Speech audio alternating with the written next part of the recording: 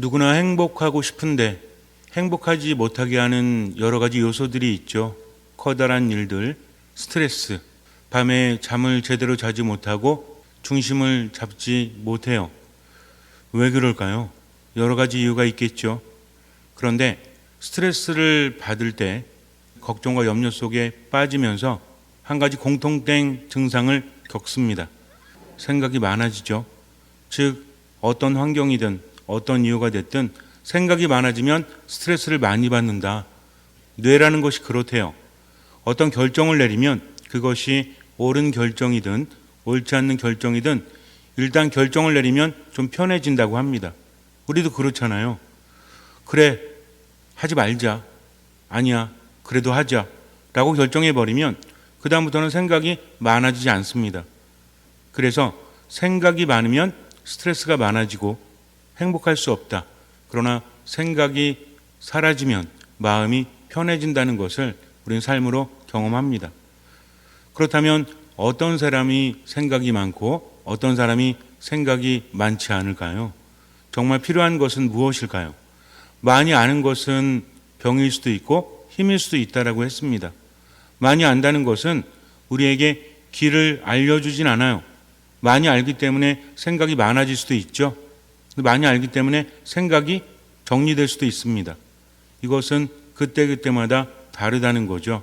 그래서 스트레스를 줄이고 생각이 많아지지 않게 해서 필요한 것은 지식만이 아닙니다. 지식도 물론 필요하죠. 어떤 정보가 있어야 돼요. 지식보다 무엇이 더 필요할까요? 지혜가 더 필요함을 우린 삶으로 깨달아야 합니다. 많이 배우고 안 배우고는 중요하지 않아요. 물론 많이 배우거나 안 배우는 것에 따라서 삶은 달라질 수 있습니다.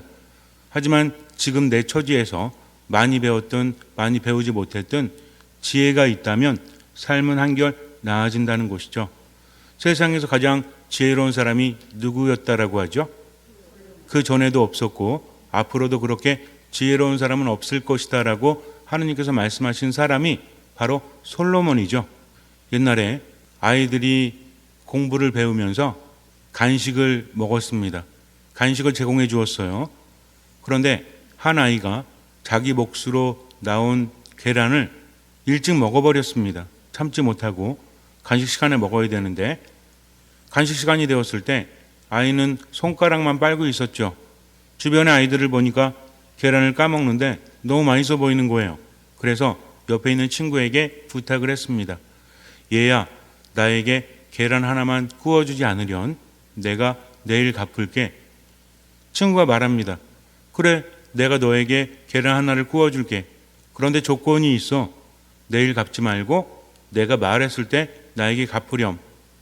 신났어요. 이제 손가락을 빨지 않아도 되니까 계란을 받아서 까먹었습니다. 맛있었어요. 그 다음 날이 되고 또 다음 날이 되어도 아이는 계란을 달라고 하지 않는 거예요. 그렇게 몇 년이 흐릅니다. 어느 날 아이가 말해요. 계란 돌려줘. 무슨 계란? 몇 년 전에 네가 나한테 구워갔잖아. 그래 알았어. 여기 계란 줄게. 하지만 그 아이는 이렇게 말합니다. 이게 아니지. 이자도 줘야지. 무슨 이자? 생각해봐. 계란에서 닭이 나와서 알을 부화했다면 지금 몇 년이 지났어? 그럼 몇 개가 될 것 같아?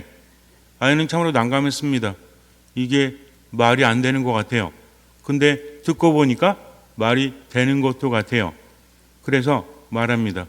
그렇다면 우리 임금님께 가서 판결을 내려보자. 그때 임금은 다윗이었어요. 다윗에게 갑니다. 그리고 말해요. 임금님 여차저차해서 이렇게 저희들이 왔습니다. 어떻게 해야 됩니까? 이야기를 들은 다윗은 이렇게 말합니다. 네가 빌렸고 이자가 생겼으니 당연히 그 아이 말대로 너는 이자까지 쳐줘야 한다. 계란 하나 빌려서 먹었을 뿐인데 집을 팔아도 안 될 것 같아요. 그래서 침울한 얼굴로 정원을 거니는데 다윗의 아들이었던 솔로몬 왕자가 앉아 있습니다. 왕자에 가서 말했어요. 왕자님, 이런 일이 있어서 제가 아주 난감합니다. 어떻게 해야 됩니까? 솔로몬은 잠시 생각을 하더니 아이에게 말합니다. 내가 시키는 대로 해보렴. 내일 아침부터 시간이 날 때마다 성문 밖 앞에 앉아서 삶은 콩을 심도록 해. 그러면 경비병들이 지나갈 거야. 너가 하는 행동을 보면서 이상해서 물을 거야. 얘야, 너는 뭐하니? 저는 삶은 콩을 심고 있습니다. 그러면 경비병들이 웃으면서 너에게 말할 거야. 아이야, 그게 말이 되니? 삶은 콩을 땅바닥에 심으면 그것이 과연 싹이 나겠니? 너는 참 바보로구나. 그러면 너는 이렇게 대답하렴. 삶은 계란에서도 닭이 나오는데 삶은 콩에서 왜 싹이 나오지 않겠습니까? 그렇게 계속 말을 하렴. 아이는 솔로몬 왕자가 시키는 대로 했어요. 워낙 똑똑한 왕자님이었기 때문에 그 다음날 아침부터 계속 그런 행동을 반복합니다. 경비병들이 가다가 궁금하잖아요. 말이 안 되잖아요. 그래서 물었는데 왕자가 알려준 대로 대답을 합니다. 이 소문이 퍼져서 다윗의 귀까지 들어갔어요. 다윗 왕이 아이를 부릅니다. 그래, 내가 들었다. 그런데 이 지혜는 너의 것이 아니지. 누가 너에게 알려주었어? 바로 솔로몬 왕자님께서 알려주셨습니다. 라고 말을 했다고 합니다. 어릴 때부터 지혜가 많았다는 거죠. 근데 이런 이야기는 아마도 후대에 만들어졌을 거예요. 왜냐하면 가장 지혜로운 사람이 솔로몬이라고 했기 때문에. 솔로몬은 언제 하느님께로부터 지혜를 받았죠? 솔로몬이 기브온에서 하느님께 제사를 바쳤을 때 하느님께서 꿈에 나타나십니다. 내가 너에게 무엇을 해주기를 원하느냐? 이때 솔로몬은 매우 겸손했습니다. 하느님의 은혜로 저희 아버지가 왕이 되고 제가 왕이 되었지만 저는 아이라서 아무것도 할 수 없습니다. 그러니 당신께서 맡겨주신 백성들을 다스리기 위해서는 필요한 것이 있는데 저에게 듣는 마음을 주십시오. 라고 말해요. 솔로몬은 지혜라고 직접 말하지 않았습니다. 듣는 마음, 분별하는 마음을 달라고 하느님께 청합니다. 그런데 이런 청이 하느님 마음에 들었어요. 하느님께서 말씀하십니다. 너는 부를 청하지도 않았고 명예를 청하지도 않았고 너는 원수의 목숨을 청하지도 않고 장수를 청하지도 않았어. 그러니 내가 너에게 분별하는 마음, 지혜를 줄게. 그리고 네가 청하지도 않은 부귀영화도 너에게 주겠어. 그런데 너는 내가 백성들과 맺은 계약을 지켜야 돼. 이 계약을 지킨다면 다윗에게 약속했던 것처럼 내 후손들을 이스라엘 왕자에 계속 세워둘 거야. 영원토록. 그러나 지키지 않는다면 그 왕자를 빼앗아 가겠어. 라는 식으로 하느님께서 말씀을 하십니다. 이후에 솔로몬은 굉장히 똑똑해졌어요. 지혜가 가득했습니다. 이 지혜는 무엇이었죠? 분별하는 마음, 그리고 듣는 마음. 듣는 마음 안에서 분별이 생기고 지혜가 생기는 것입니다. 즉 솔로몬은 하느님 말씀에 귀를 기울이는 겸손한 사람이었고 그리고 그 마음을 청했고 백성들의 소리에도 귀를 기울이는 사람이었습니다. 이것이 무엇이다? 이것이 지혜라는 거죠. 또 이 지혜는 누가 주십니까? 내가 만들어가는 것이 아니라 하느님께서 주십니다. 즉 지혜라는 것은 언제 얻을 수 있죠? 하느님과 함께할 때 그분께서 주시는 거죠. 지혜를 받은 솔로몬은 어떻게 합니까? 열왕기상권 3장에 보면 우리가 잘 아는 내용이 나오죠. 여인 둘이 솔로몬 왕을 찾아옵니다. 한 아이를 데리고 그리고 말합니다. 제가 이 여인과 한 집에 사는데 제가 아이를 출산했을 때 이 여인도 제 옆에 있었습니다. 사흘 후에 이 여인도 아이를 출산했어요. 그런데 자다가 이 여인이 자기 아이를 깔고 자는 바람에 아이가 죽었습니다. 하지만 이 여인은 자기 아이를 버리고 제 아이를 데려가서 자기 아이라고 우깁니다. 그러니 판결을 내려주십시오. 옆에 있는 여인도 말했어요. 아닙니다. 이 아이는 저의 아이입니다. 그렇게 싸우니까 임금은 난감했죠. 옆에 있는 신하들도 난감했습니다. 지금처럼 DNA 검사를 할 수도 없는 것이고. 그런데 왕이 이렇게 말합니다. 서로 자기 아이라고 우기니 어쩔 수 없구나. 여봐라, 칼을 가져오너라. 아이를 반으로 쪼개어서 반쪽은 이 여인에게 반쪽은 저 여인에게 주거라. 그랬더니 진짜 엄마가 이렇게 말하죠. 안 됩니다. 아이를 죽여서는 안 됩니다. 그러니 이 아이를 저 여인에게 주십시오. 하지만 가짜 엄마는 이렇게 말했죠. 어차피 너 아이도 내 아이도 아니니 반으로 잘라서 서로 나눠 갖자구나. 누가 아이의 엄마였어요?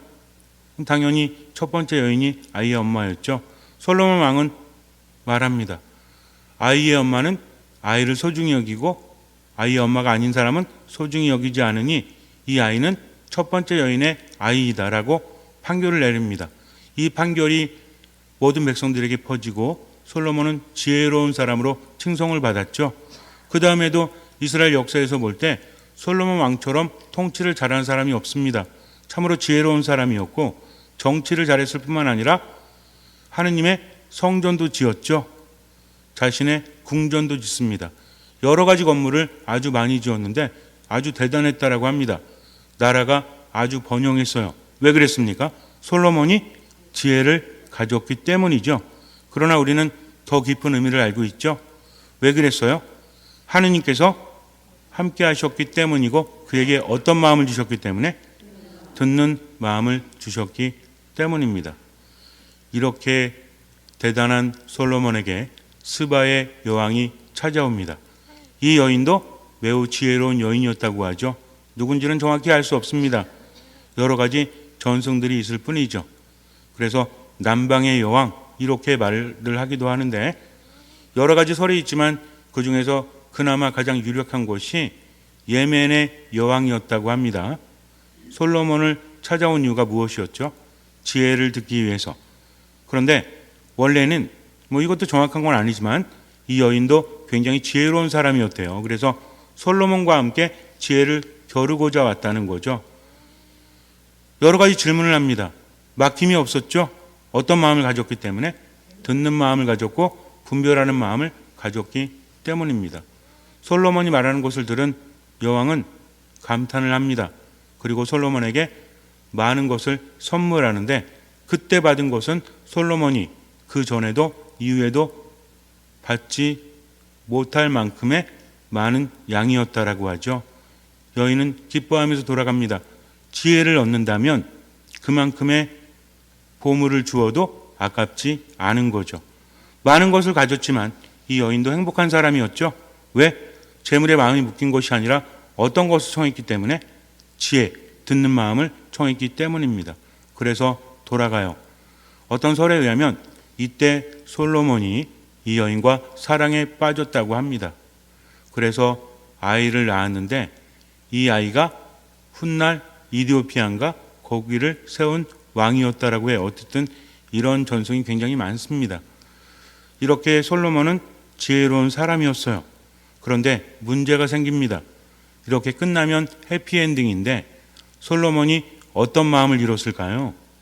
지혜로운 마음, 듣는 마음을 잃어버립니다. 왜 잃어버렸죠? 하느님께로부터 돌아섰기 때문에 그래요. 솔로몬은 겸손한 사람이었지만 왕이 되어서 살아가면 살아갈수록 나이가 많아질수록 지혜를 잃어버리게 됩니다. 왜 그랬을까요? 보통 나이가 들수록 지혜가 더 많이 생긴다고 하죠. 솔로몬은 그렇지 못했어요. 어떤 마음을 잃어버렸기 때문에? 듣는 마음을 잃어버렸기 때문에. 하느님께서 분명히 말씀하셨죠. 내가 말한 규정과 계약을 지킨다면 그렇다면 이 왕위가 영원히 이어지리라. 그런데 지키지 않으면 그것을 하느님께서 빼앗아 가신다고 말씀을 하셨습니다. 솔로몬은 이것을 잃게 돼요. 왜 이랬을까요? 원래는 그렇지 않은데 물론 듣지 않았기 때문에. 솔로몬에게 문제가 있었습니다. 어떤 문제가 있었냐면 나라는 부강했고 대단했지만 부인들이 많았어요. 부인이 왕족 출신만 700명이라고 합니다. 후궁만 300명이래요. 천명과 사랑에 빠졌다는 거죠. 결혼 정책이라는 것이 있습니다. 솔로몬 때에는 전쟁이 거의 없었습니다. 지키기 위해서 병사를 육성하긴 했지만 침략을 받은 적도 거의 없고 대단한 전쟁은 없었다는 거죠. 피를 흘리지 않고도 솔로몬은 강대한 국가를 만들어 갔어요. 지혜가 있었기 때문이죠. 그러면서 펼친 정책이 결혼 정책인데 이방의 공주들을 부인으로 맞아 드립니다. 친선을 맺는 거죠. 그러면서 나라를 부강하게 만들었어요. 문제는 무엇이었습니까? 하느님께서는 이교도의 여인들과 결혼하지 말라고 하셨죠. 규정에 의하면. 그러니까 어떤 분들이 그럼 요즘은 국제 결혼하는데 어떻게 하죠? 그게 아닙니다. 당시에는 모든 나라들이 신을 섬기고 있었죠. 근데 공주들이 오면 어떻게 합니까? 자신들의 신들을 솔로몬에게 강요할 거 아니에요. 세상은 어떤 힘을 가졌냐에 따라서 달라진다고 하죠. 세상을 바꾸는 것은 남자래요. 그런데 남자를 바꾸는 건 누구래요? 여자라고 하죠. 그래서 여자 손아귀에 모든 것이 담겨 있다라고 말하지 않습니까? 궁중을 봐도 그렇잖아요. 우리나라를 봐도 왕이 있다면 그 주변에 부인들이 있고 부인들의 자식들이 있죠. 그럼 이 여인들은 왕과의 사랑보다는 무엇을 위해서 암투를 벌이죠? 자기 자식을 왕을 만들기 위해서. 그래서 여인들의 전쟁이 더 참혹하고 무섭고 짤없다고 합니다. 그래서 역사를 움직이는 것은 남자지만 남자를 움직이는 것은 여자라는 우스갯소리도 있어요. 맞습니까? 맞구나. 그래요. 어쨌든 근데 한번 생각해 보세요. 1000명의 여인들과 사랑을 나눴다? 언제 만나? 그러니까 점점 하나님에 대한 마음을 잃어갈 수밖에 없었죠. 처음에는 그냥 여인들이 어떻게 하든 상관이 없었어요. 근데 여인들이 어떻습니까? 살살 녹이죠. 왕을 녹였겠죠. 그러면서 때로는 삐지기도 하고 때로는 부드럽게 하기도 하고 사탕과 당근과 채찍을 이렇게 조합해 가면서 마음을 무너뜨립니다. 솔로몬은 거기에 당해버렸어요. 그래서 이방 신들을 섬기고 산당에서 제사를 지냅니다. 자기의 부인들을 위해서 이방신 산당을 커다랗게 지어놓고 자신도 거기에서 제사를 드렸다는 거죠. 하느님을 배신했습니다. 마음이 돌아섰습니다. 그래서 하느님께서 또 나타나셔서 말씀하세요. 너가 내 규정과 계명을 지킨다면 왕위를 보존해 주겠지만 그렇지 않으면 내가 그것을 빼앗겠다. 하지만 솔로몬은 정신을 차리지 못해요. 나이가 들어가면서 뭔가 마음이 약해진 거죠. 그러면서 누구에게 의지합니까? 부인들에게 의지했다는 거죠. 그런데 성경에 나와 있지 않지만 삶이 편했을까요? 돈도 많고 권력도 있고 대단했다라고 하지만 부인이 1000명이야. 아휴, 편했을까요 이게? 누구의 사랑 하나 제대로 받을 수 있었을까요? 마음이 정말 편했을까요? 사랑한 여인이 있었을까요? 우리 자매님들 만약에 내가 1000명 중에 1명이다. 그러면 그 남자 사랑할 수 있습니까? 물론 뭐 지금 시대로 가지고 이야기하는 건 좀 웃기긴 하지만 인간의 마음은 그게 그거 아니에요? 근데 내가 1000명 중에 1명 맨날 나한테 와서 여보 사랑해. 난 당신 사랑하는 거 알지? 우리 속으로 뭐라고 그럴까요? 1000명의 여자가 있으면서 뭘 날 사랑한다고 그래. 그럼 여러분들은 그 남편에게 의지하겠습니까? 아니면 자식에게 의지하겠습니까? 그렇죠. 이 남자라는 게 언제 올지도 모르는데 그거 기다리고 있어요. 어쩌다가 오더라도 또 언제 떠날지 모르는데 마음이라는 게 이런 거 아니에요? 그러니까 나이가 들면 들수록 솔로몬은 어땠을까요? 그걸 몰랐을까요? 그러니까 더 집착하는 거죠. 그러면서 누구를 잃어버리죠? 하느님을 잃어버리게 됩니다. 해달라는 대로 다 해주는 거지 여자들이. 근데 이 여인들이 이교신을 섬기는 사람들이었다. 그래서 하느님께로부터 마음이 돌아선 거죠. 그래서 하느님께서 말씀하십니다. 내가 다윗을 보더라도 네 대에서 끝내지는 않겠다. 그러나 네 자손대에 너의 왕위를 이스라엘을 네 부하에게 넘겨주겠다. 그러나 다윗을 봐서 한 지파만큼은 네 후손들에게 남겨주겠다라고 말씀을 하십니다. 사실 하느님께서는요 다윗에게도 영원한 왕위를 약속하셨거든요. 조건이 붙었죠. 잘 지키면, 그분의 말씀을 듣고 그분의 규정과 계명을 잘 지키면. 근데 솔로몬 대에도 그렇게 말씀하셨습니다. 그렇다면 하느님께서 솔로몬에게 그렇게 말씀하셨다고 할지라도 그 아들이 잘했다면 아마도 이스라엘은 찢어지지 않았을 거예요. 그런데 그 아들은 어땠어요? 아버지한테 뭘 배웠겠습니까? 한번 생각해 보세요. 부인이 1000명이고 애들은 몇 명일까요? 1000명까지는 안 되겠지 설마, 그죠? 그래도 뭐 엄청나게 많지 않겠습니까? 그러면 그런 자식이 아버지를 보고 뭘 배웠을까요? 우리 못된 집 보고 못된 집 배운다는 말 하죠. 그래서 이 말이 맞는지 모르겠지만 구박받은 며느리가 이런 말하면 요새 위험해. 안 해. 어쨌든 우리가 저러면 안 되지라고 하면서도 그걸 배우는 게 있잖아요. 이 아들도 그랬습니다. 르호보암이었죠. 정말 멍청한 짓을 해요. 그래서 신하였던 예로보암이 나라를 차지하게 되고 한 지파만 갖게 돼요. 그래서 북이스라엘과 남유다가 그때부터 갈라지게 되는 거였죠. 참으로 안타깝지 않습니까? 지혜로운 마음을 가졌던 솔로몬은 왜 그랬을까요? 처음에는 하느님을 향한 마음이 엄청났겠죠. 그런데 무엇이 생기니까? 아내들이 생기고 내 것이 생기니까 어떤 마음을 잃어버립니까? 듣는 마음을 잃어버린다는 거죠. 현대를 살아가는 우리들 왜 마음이 복잡하죠? 왜 스트레스 받죠? 생각이 많아지니까 그렇지. 생각이 많아진다는 것은 결국 무엇 때문입니까? 나름대로 이유가 다 있지만 가지려고 하기 때문입니까? 아니면 놓으려고 하기 때문입니까? 가지려고 하기 때문이죠. 쉬운 문제는 아닙니다. 왜? 가져야 사니까. 그러나 갖는다고 할지라도 뭐가 있어야 돼요? 분별하는 마음, 지혜로운 마음이 있어야 합니다. 그러면 삶의 스트레스는 줄어들 수밖에 없죠. 왜? 길을 알기 때문에 그래요. 근데 자꾸만 가지려고 하고 제대로 분별하는 마음, 지혜로운 마음이 없으니 어떻게 합니까? 생각이 많아지는 거죠. 부정적인 생각이 많습니다. 주변에 있는 사람들도 적대적으로 보일 수밖에 없죠. 생각이 많아지니까 스트레스 받고, 우리 생각 많아질 때 누가 옆에 와서 말 걸면 짜증나요? 아니면 귀찮아요? 둘 다죠. 그죠? 짜증나고 귀찮잖아. 괜히 그렇잖아요. 왜 생각이 많아 죽겠는데 자꾸 건드니까 뭐라고 해버린 다음에 나중에 또 후회하죠. 가족끼리 왜 싸워?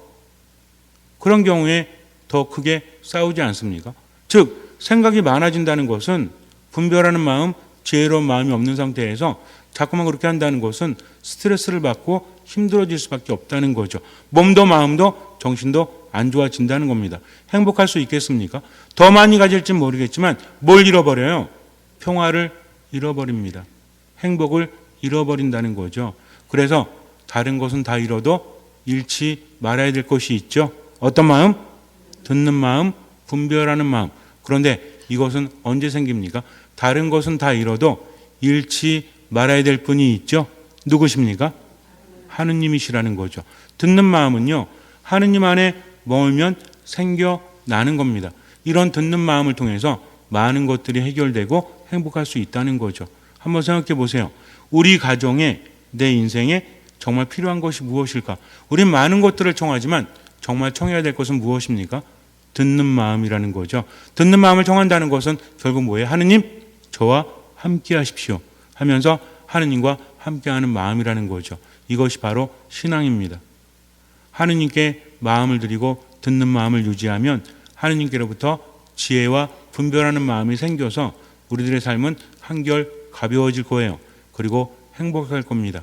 그래서 솔로몬처럼 아까운 그런 말년이 아니라 우린 늘 하느님과 함께하면서 그 마음을 가져야 되겠죠. 그러기 위해서 필요한 것이 무엇일까요? 겸손이요? 순명입니다. 겸손과 순명은 누굴 대하는 마음이에요? 하느님 대하는 마음이에요. 겸손이 뭐냐, 순명이 뭐냐 고민할 필요 없어요. 옆에 누가 계신다? 하느님께서 계신다. 하느님은 어떤 분이시다? 나를 나보다 더 잘 아시는 분이다. 나를 나보다 더 사랑하시는 분이다. 그러니 어떻게 해야 되겠다? 그분 말씀을 듣고 내 뜻과 다르다고 할지라도 지금 여기에서 얼마만큼 할 수 있는 만큼 그분의 말씀을 실천하는 거죠. 나머지는 맡깁니다. 마음이 편할까요? 무거울까요? 편합니다. 웃을 수 있어요.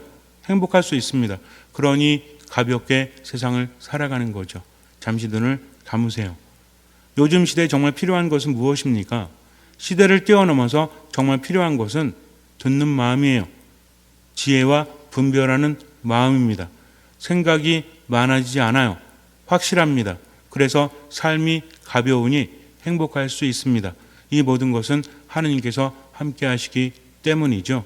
그러니 하느님을 청하십시오. 듣는 마음을 청하십시오.